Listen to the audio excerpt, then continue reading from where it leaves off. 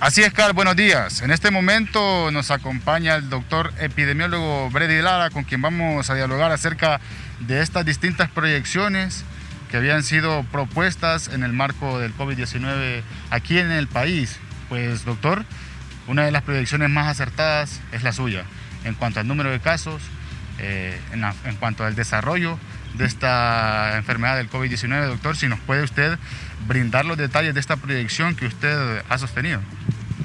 Bueno, el tema de proyecciones es un tema complejo, y específicamente cuando no hay alguna historia de lo que ha pasado, específicamente con una enfermedad nueva es bastante difícil, y nosotros con la oficina del doctor Cosenza hemos hecho algún trabajo para fines de trabajo, de planificación de actividades con él y realizar algunas acciones de campo en función de algunos parámetros que se han tenido a nivel internacional, que también las comparaciones que se hacen de un país a otro difieren mucho, pero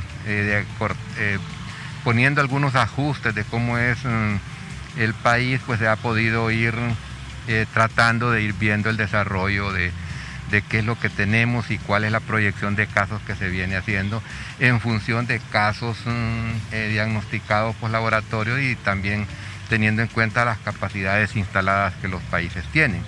Sabemos de que en este momento hay muchas dificultades a nivel internacional, por equipos, por reactivos, por medicamentos y por todo. Entonces también todo este montón de factores hay que uno tiene que estarlos tomando, porque a medida de que existe un tratamiento, que existe una capacidad diagnóstica o una capacidad restrictiva, estas medidas pues tienen algún efecto, y obviamente esto va a disminuir el número de casos. En el caso de Honduras y específicamente si hablamos de dos polos importantes, como es el municipio de Tegucigalpa y el municipio de San Pedro Sula, donde las restricciones al inicio de la epidemia fueron más fuertes. En el municipio del Distrito Central miramos que la cantidad de casos ha sido baja, pero cuando venimos y se aflojan o se distienden las medidas, miramos que los casos empiezan a subir, situación que en San Pedro Sula las medidas no fueron aplicadas tan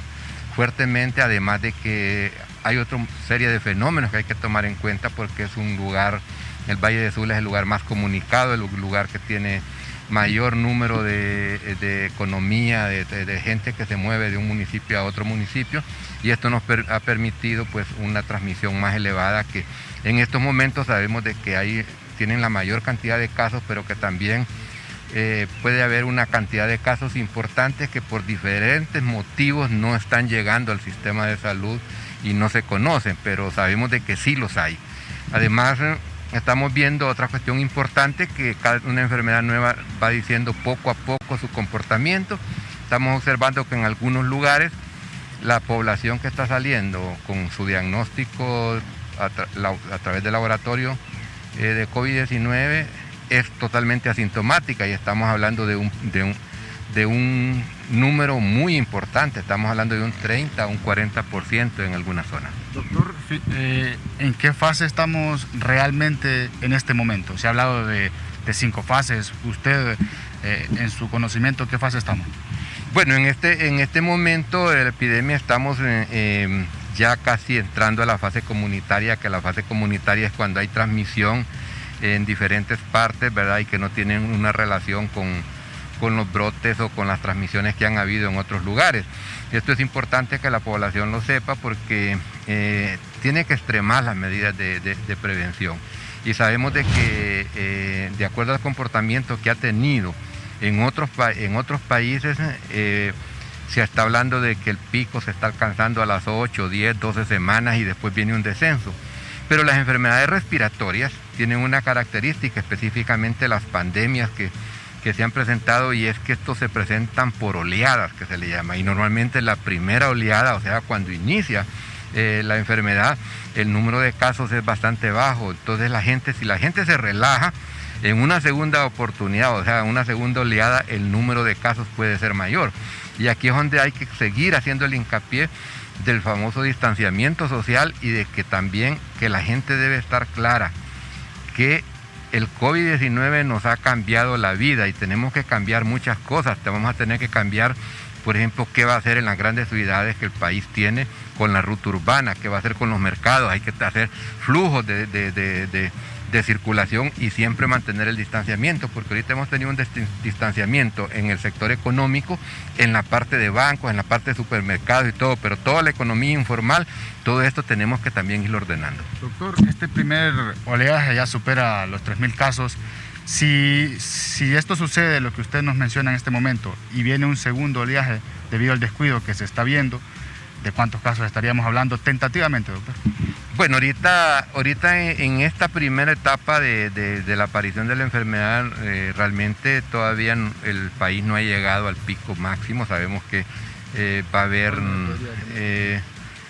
Es bien complejo de poder decir una fecha exacta, ¿va? Pueden ser 3, 4 semanas, o como pueden ser menos o pueden ser más. Entonces no es fácil un pronóstico de una enfermedad no conocida.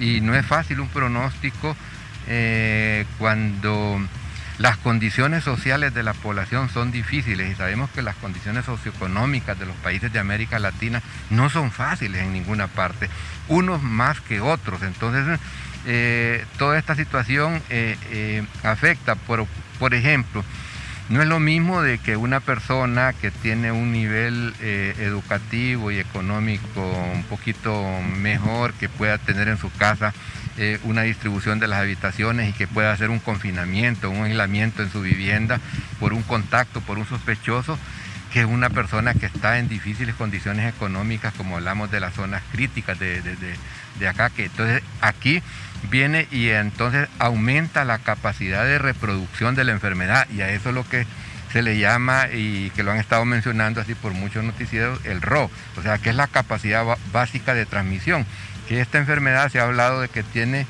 por cada persona enferma, estamos hablando de que puede tener la capacidad de infectar a 3 personas.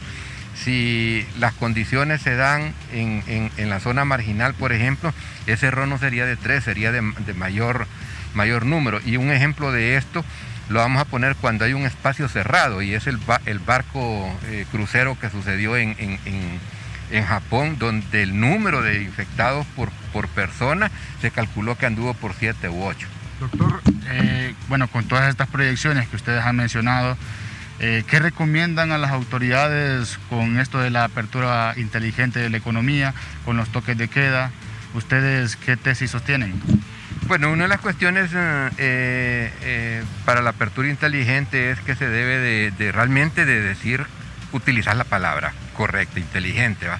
¿Y qué implica esto? Bueno, la empresa va a estarle dando medios de protección a la persona, pero no es darle el medio de protección, es la verificación del uso de estos medios de protección. Eso es muy importante, el distanciamiento que se tiene que tener. O sea, tenemos que aprender de que ahora hasta para comer vamos a tener serias dificultades, ya no vamos a estar comiendo en una mesa pequeña y contando chistes y comiendo y todo. Entonces, es todo un proceso educativo bastante amplio que hay que ir desarrollando y que hay que ir cumpliendo. Entonces, ¿por qué? Porque si no, ¿qué nos va a dar? El estar todos juntos de nuevo puede haber un incremento en la transmisión, y entonces elevar el número de casos que hasta el momento ha venido teniendo un control. Y también decirle a la población, la COVID-19 está en Honduras. No se va a ir así tempranamente. Se va a convertir en una enfermedad endémica. Ahorita estamos hablando de una pandemia porque era nueva y ha afectado al mundo completo, pero mientras no salga una vacuna, mientras la población no adquiera una inmunidad, ya sea a través de la vacuna, que es la inmunidad activa, o a través de padecer la enfermedad, que es lo que se llama la inmunidad natural, el problema lo vamos a tener allí y va a seguir presentándose. Pero ¿qué es lo que qué es lo que se pretende cuando hablamos de distanciamiento y todo? Es evitar que se presente ese volumen importante de casos y que los servicios de salud colapsen.